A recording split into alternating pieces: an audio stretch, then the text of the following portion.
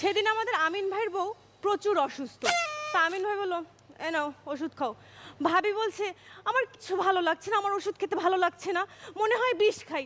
আমিন ভাই বললো, দেখো যেটা ভালো মনে হয়।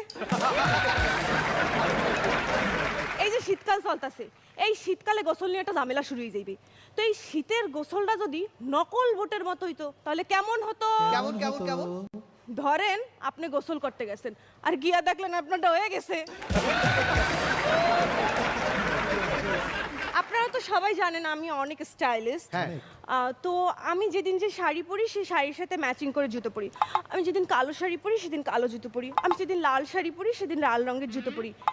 এই শুনে রনি ভাই বলল, রাইসা তোমাকে একদিন খালি পায়ে দেখতে চাই।